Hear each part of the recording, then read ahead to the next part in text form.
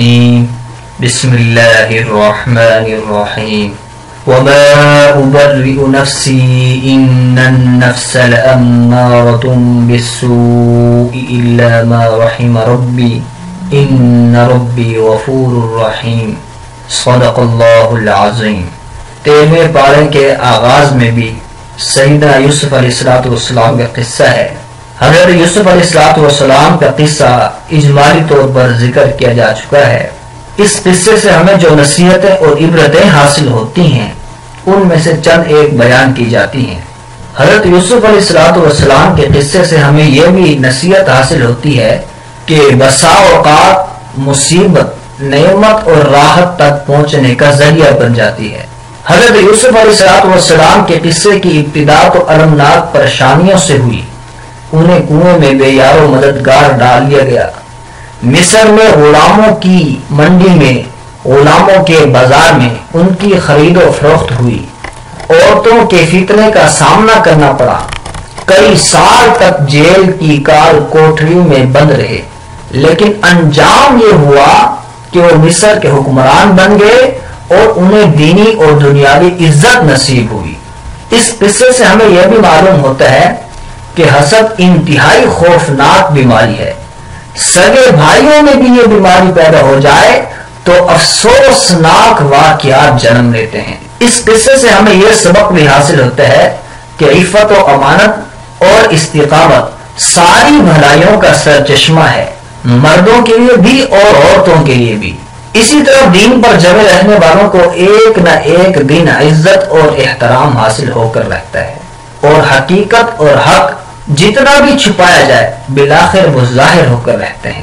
یہ سبب بھی ہمیں حاصل ہوتا ہے کہ مرد اور عورت کا اختلاط اور خلوت میں میل جول فتنے کا باعث ہوتا ہے۔ نہ زلیخا کو خلوت میسر آتی اور نہ ہی وہ برائی کی منصوبہ بندی کرتی، اسی لیے اسلام نے مرد و خواتین کے خلوت میں ملنے کو حرام قرار دیا ہے۔ ترمذی اور نسائی شریف کی حدیث ہے، نبی کریم صلی اللہ علیہ وسلم نے ارشاد فرمایا، جب مرد اور عورت تنہائی میں ملتے ہیں تو ان کے ساتھ تیسرا فرد شیطان ہوتا ہے۔ سورۃ یوسف کے بعد سورۃ الرعد کا ذکر ہے۔ سورۃ الرعد مکی ہے اور اس میں 43 آیات اور 6 رکوع ہیں۔ اس سورت میں تینوں بنیادی عقائد یعنی توحید، نبوت اور بعث بعد الموت سے بحث کی گئی ہے۔ سورت کی ابتدا میں اللہ کے وجود اور اس کی وحدانیت کے دلائل بیان کیے گئے ہیں کہ آسمانوں اور زمین، سورج اور چاند، رات اور دن، پہاڑوں اور نہروں، غلہ جات اور مختلف رنگوں، ذائقوں اور خوشبوؤں والے پھلوں کو پیدا کرنے والا وہی ہے، اور موت اور زندگی، نفع اور نقصان اس اکیلے کے ہاتھ میں ہے۔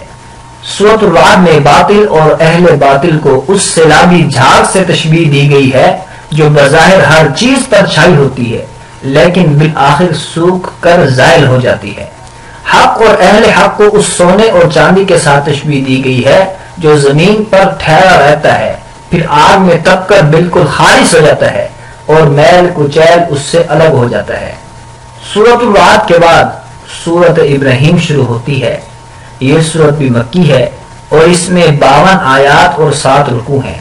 سورہ ابراہیم میں تینوں بنیادی عقائد یعنی توحید، رسالت اور بعث بعد الموت سے بحث کی گئی ہے۔ اس سورت میں حضرت ابراہیم علیہ السلام کی وہ دعائیں خاص طور پر ذکر کی گئی ہیں جو انہوں نے بیت اللہ کی تعمیر کے بعد اہل مکہ، اپنی اولاد اور خود اپنے خاندان کے لیے کی تھیں۔ ان دعاؤں میں انہوں نے امن، رزق، دلوں کے ملان، اقامت صلاۃ اور مغفرت کی درخواست کی تھی۔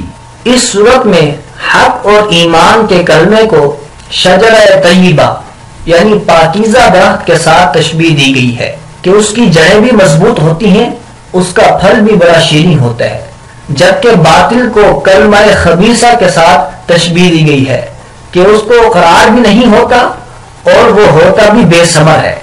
سورہ ابراہیم کے آخری رکوع میں قیامت کی منظر کشی کی گئی ہے اور جہنم کے ہولناک عذاب کا تذکرہ کیا گیا ہے۔ جیسے اس سورت کا آغاز نزول قرآن کی حکمت کے بیان سے ہوا تھا، اسی طرح اس کی آخری آیت میں بھی قرآن کے نزول کا مقصد بیان کیا گیا ہے۔